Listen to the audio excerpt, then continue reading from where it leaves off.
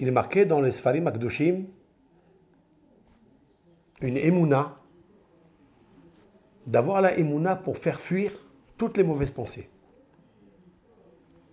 Quand il est dans son lit et que le traverse une mauvaise pensée, il devra dire Raphaël, le nom de l'ange Raphaël.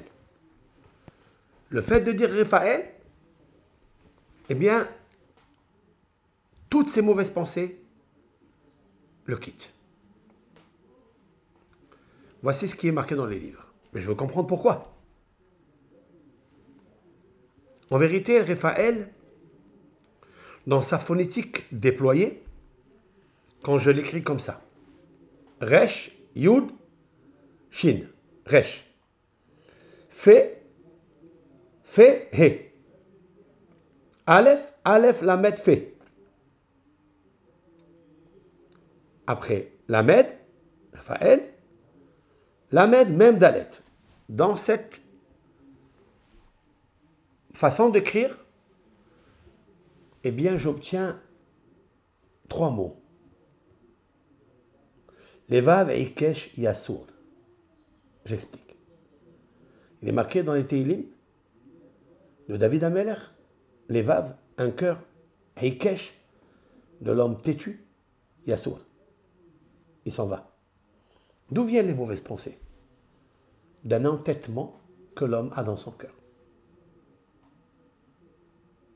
Lorsqu'il pense à Raphaël, c'est la même valeur numérique.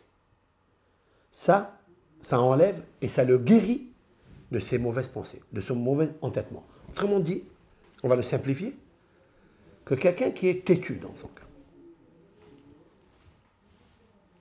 Et on sait très bien que quelqu'un qui est têtu, il tombe toujours dans les pièges.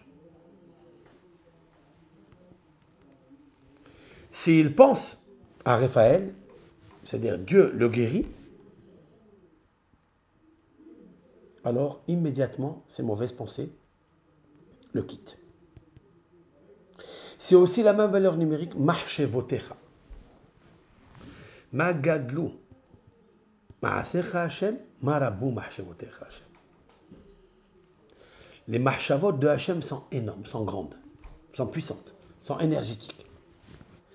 Et ça lui enlève les mauvaises pensées. Donc, quand on arrive, des fois, à être saisi de mauvaises pensées, ça le perturbe. Immédiatement, il faut imaginer Raphaël.